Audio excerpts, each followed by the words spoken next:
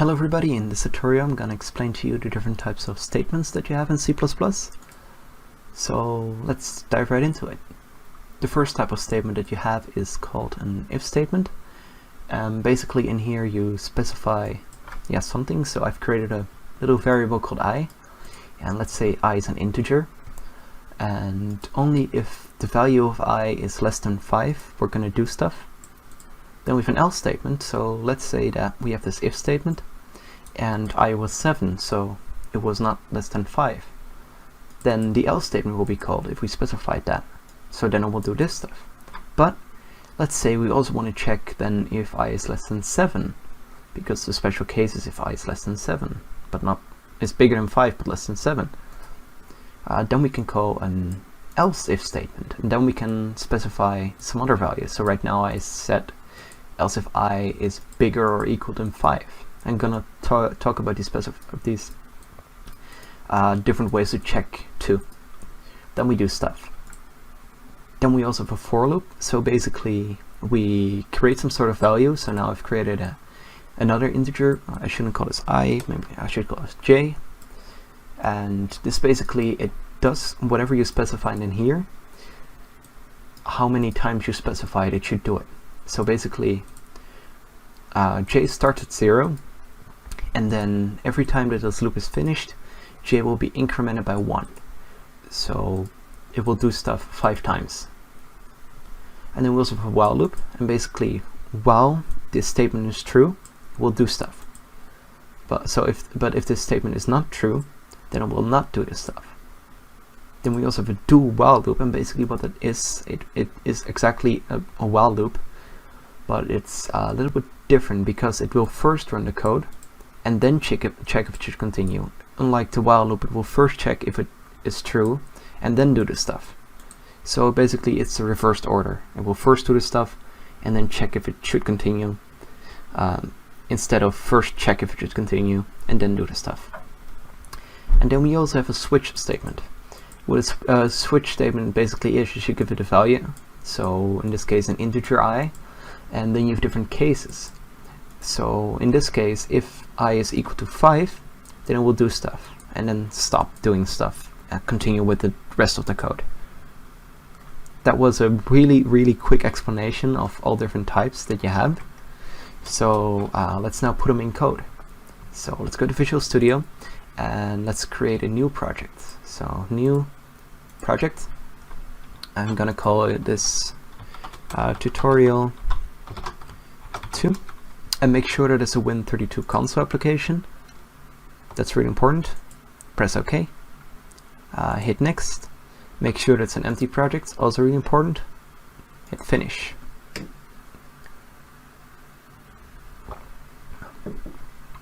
Okay, now that the project is created, we need to create our main file.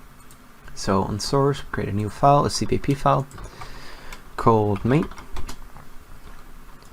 So one thing that we need to include are the includes that we did last time. So once again, what an include is, it's an hashtag include or pound include. Then either smaller than, bigger than, or double quotation marks, depending on what type of file you want to include. So that we smaller than, bigger than, and then we type in iostream, and we do hashtag include string. Then we specify our main loop again, so int main. Don't worry.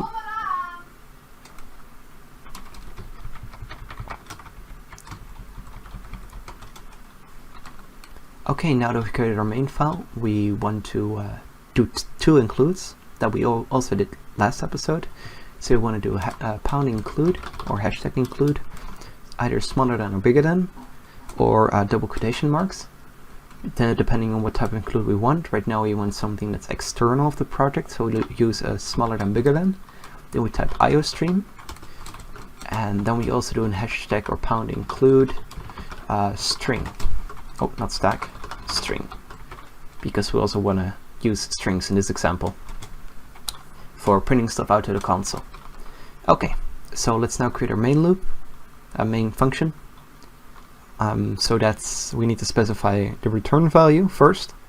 So in this case an integer, then the name, which is main, and then it doesn't take any parameters. Don't you worry, next episode we're going to talk all about functions, and I'm going to explain to you exactly what to do and how to make them, and what you can pass into it and all. So basically just going to be a full explanation about how functions work. But now first you want to start with, what was the first one? An if statement. We want to start with an if statement. So let's first create a value. So let's create an integer, specified with int, call it my value. Let's give it a value of 4. Then we can do an if statement. So if my value, now we have different types of checks that we can do. So I'm going to specify them here in comments. You create a comment in Visual Studio with C++ using double forward slash, I think it's called. Then it will be green, so you know that it's a comment. By the way, if my colors are a little bit different than you, that's true because I modified my colors to be a little bit more explanatory to me. So don't worry if it's different, it's just fine. So we have a smaller than. Basically what a smaller than is, it is if value is less than. So we have, let's say we have a value x first, after that a value y. So if x is less than y, then it will be true. Then and then we also have then we also have bigger than. So if x is bigger than y, if value is bigger than, then it will return true. So only if x is bigger than y. So in this case, if x was 4 and y was 7, then it will return false. And also, if x is 7 and y is 7, it will return false because they're exactly the same. X is not bigger. That's the next thing that we're going to do. Oh. X is equal to y. Yes, it's not just a single is. Since I would set x to y, it's a double is that would check if it's equal to. If value is equal, then. So only if x is equal to y, then it will return true. So it will do the statement. Then we also can combine these different things. So x is smaller than or equal. So both values are true. It can be either smaller than or equal to y. If value is equal or less than. And then we can do the same for bigger than. So this will be true if, let's say the x is bigger than or equal to y. That means that it will return true if x and y are both 7, for instance, and x and y, like x is 8 and y is 7, is equal or bigger than. That are the different types of modifiers that you have. So now we can do my value is bigger than, let's say 5. So only if my value is bigger than 5, oh, let's do in this case 3, then it will enter the statement. By the way, we use the curly braces to specify different scopes. And things that you created in a scope are only accessible in that scope or lower scope. So if I create a value called an integer called my second value and set it equal to something, then I won't be able to access my second value out here because it's already out of scope, because the scope ends here.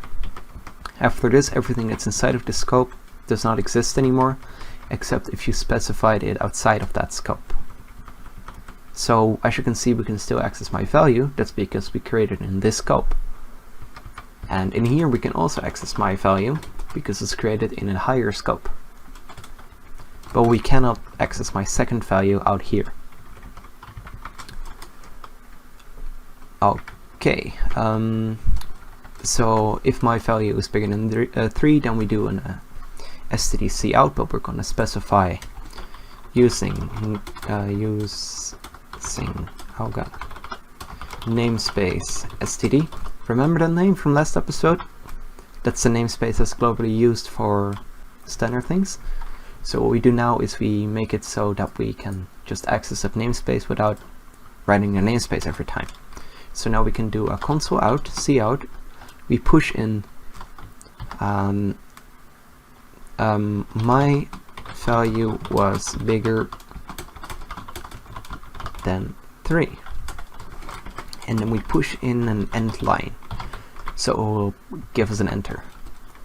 And let's specify up here a cout testing if my value is bigger than 3.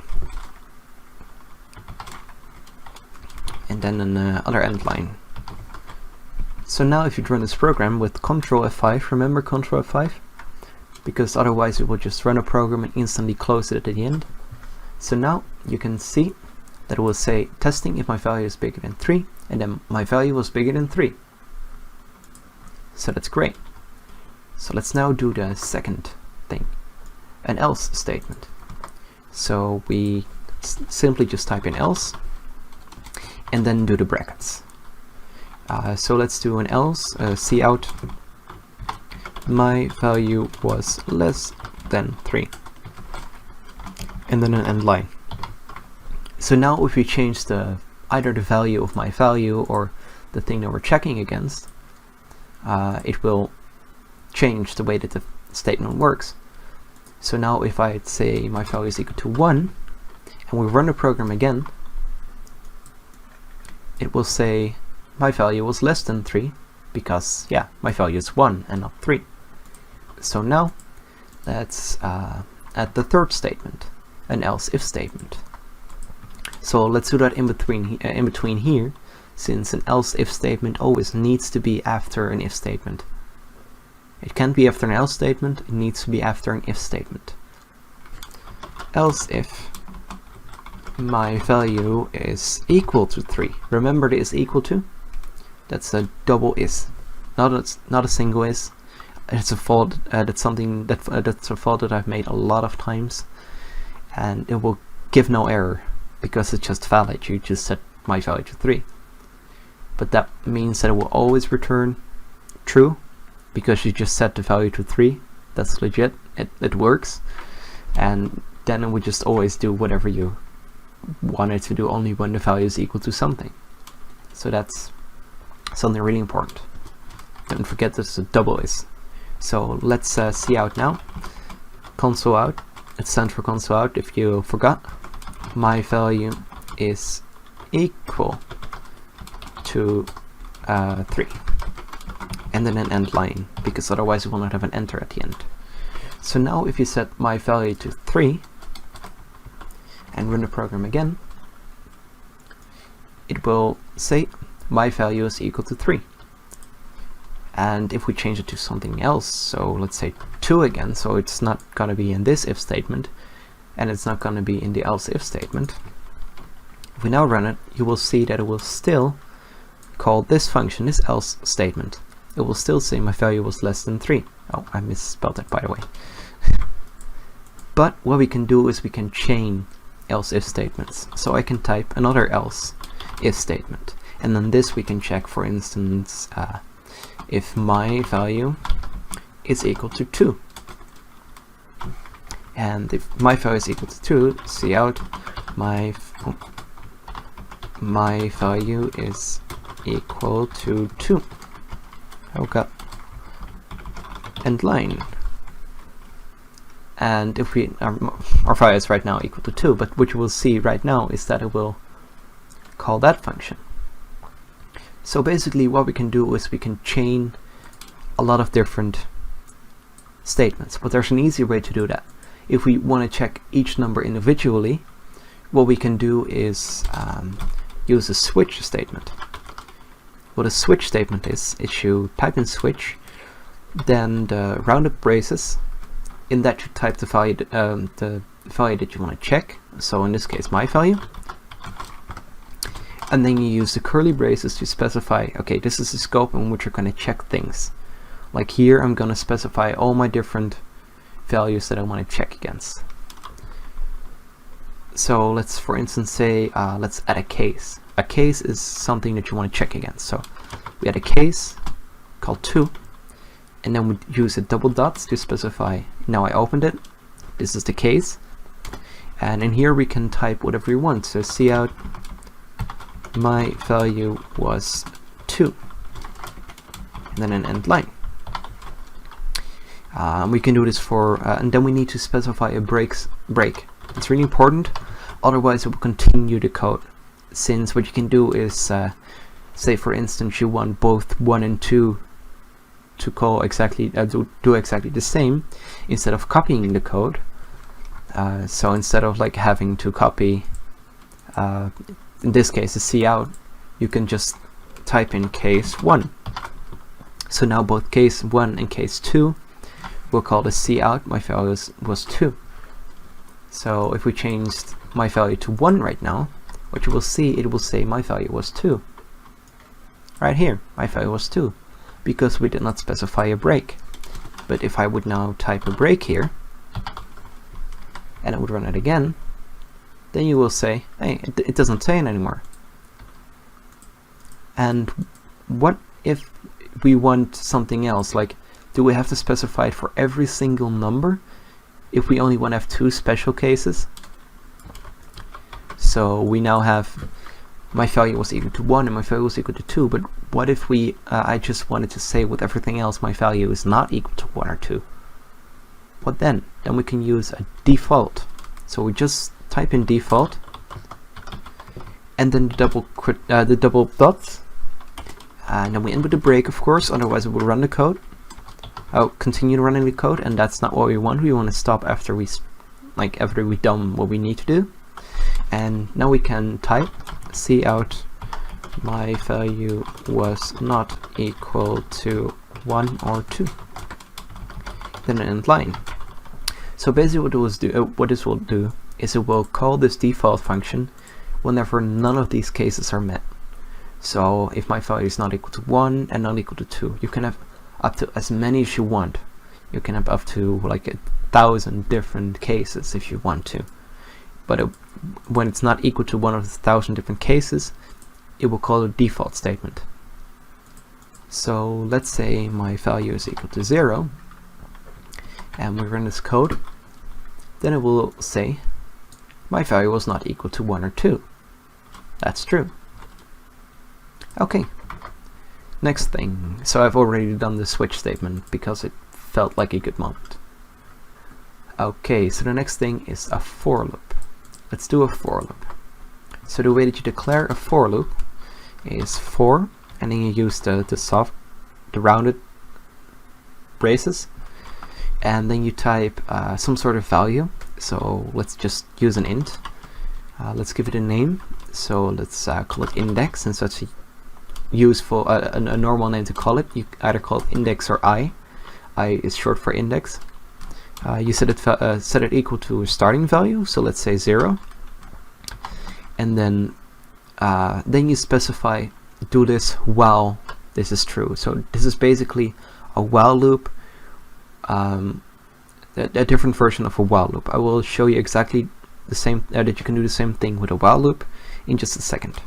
So now you will specify the statement just like we do in an if statement. So while I is less than, let's say, 5, then we end that part, and then we do I++, since we want to increment I by 1. This I++, you can, by the way, use ++ on every single, oh, that's from the last tutorial, every single different variable. The only thing that in this case, so it's equal to, it's the same as doing I is equal to I plus 1 or I plus equals 1. What you can do with counting in C++ is you can specify whatever you want to add or remove or divide by before an is equal to. So what we can do is I divide equals 1, so that means that this is exactly the same as doing I is equal to I divided by 1, or plus equals 1 is equal it's the same as I is equal to I plus 1. So what we do is we do I++, since that's the easiest way to do it. Then we use the curly braces, and then in here we're gonna, let's say, see out the current index is, and then we're gonna push the index in. So we're gonna push an I, and then we're also gonna push in an end line. You can push as many different things into a console out as you want. So what this code will do is it will, oh, let's move it over. It will run this program, will do whatever's between the brackets while I is less than 5. But as you can see, it never, it stops at 4. That's because we specified I is less than 5 and not I is less or equal than 5. So if we do that, and we first close it, and then we run it again, now you will see that will also include the 5. So current index is 0, 1, 2, 3, 4, 5. Okay, the next thing is a while loop. So a while loop is a thing that you shouldn't use if you don't have to. Only use it when you have to. If you can use a for loop or if statements, a switch, whatever, try to not use while loops unless you really need to, for instance for a game loop. So let's say while, let's make something that looks like a for loop, because otherwise it's never gonna exit. So we're gonna create an integer called index. We set it equal to 0, and while index is less than 10, do whatever's in between the next curly braces, so whatever is in this scope. Then the first thing that we're going to specify, or actually the last thing that we're going to specify in this while loop, but we're going to type it first, is index plus plus. So we'll increment index by 1, and we're also going to do the see out. My current index is an index, but let's add just an end line here, just so we know that we started the while loop and we're not in the for loop anymore. So we're just going to do a see out, console out, and then an end line. Yes, you can just do that. You don't have to specify any type of string or integer or float, whatever. You can just do see out end line. So what this will do, it will call this function, it will do whatever's in between the curly braces while index is less than 10 in this case. So we'll basically do it 9 times, because index will increment every time, and after 9 times index is not less than 10 anymore. But we could also do while true. This is a really bad statement that you should never do, and you shouldn't run this on your computer right now at home while you're testing it, because what this will do is it's an infinite loop. Like, as you can see, it never stops. It constantly keeps incrementing the current index and printing that out. Eventually this will break because you're out of values. So let's just exit it right now. Okay, let's revert to the previous thing that we had. So index is less than 10, and let's now do a while loop. So we're gonna move this while down here. So we first have the scope, and then we have the while, and now we only have to specify do in front of it. So this means that it will do whatever's inside of this scope while index is less than 10, and now we do need to specify a semicolon at the end. Oh, if it moves it, by the way, it doesn't matter, it's fine.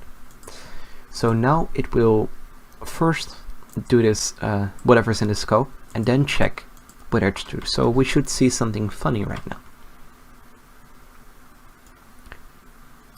Oh no, actually it doesn't.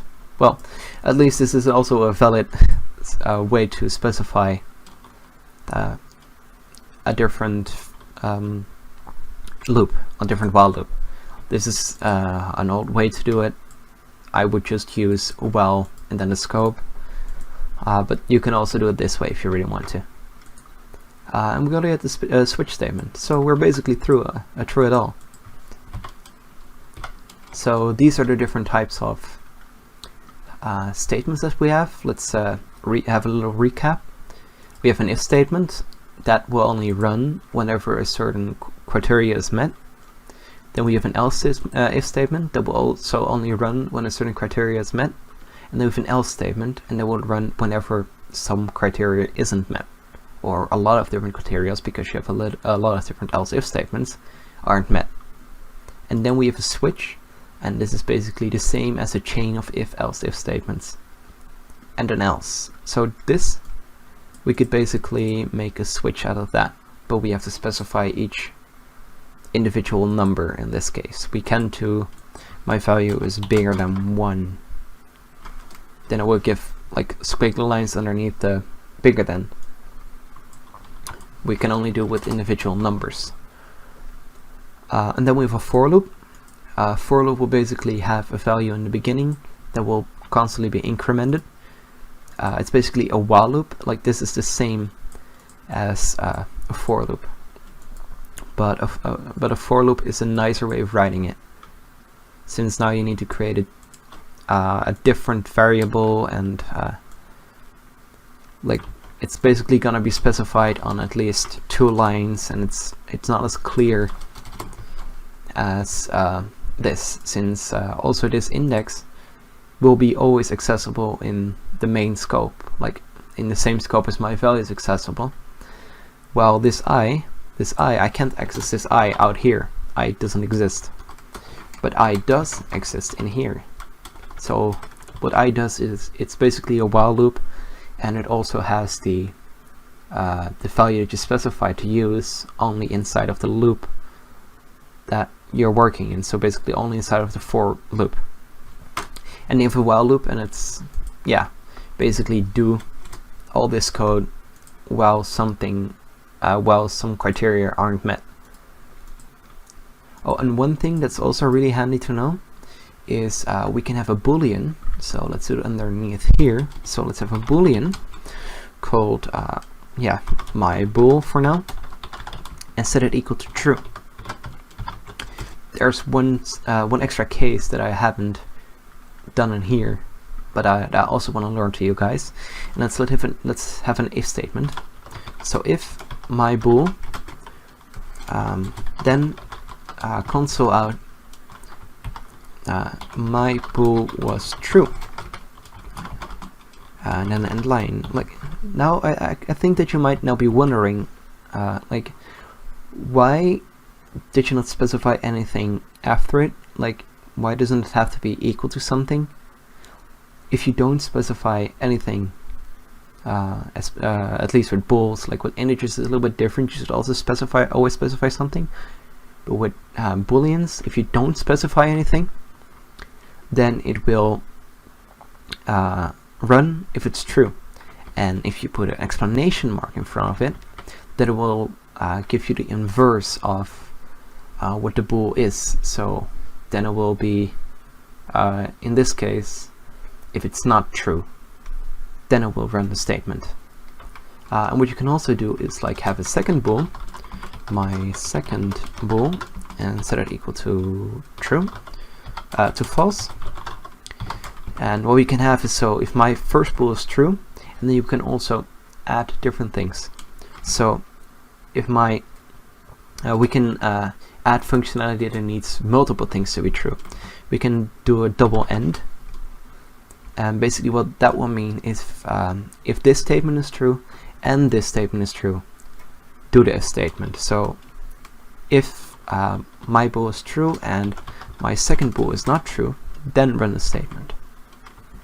So as you can see, this will now run just fine and see out whatever is specified. So my bool is true.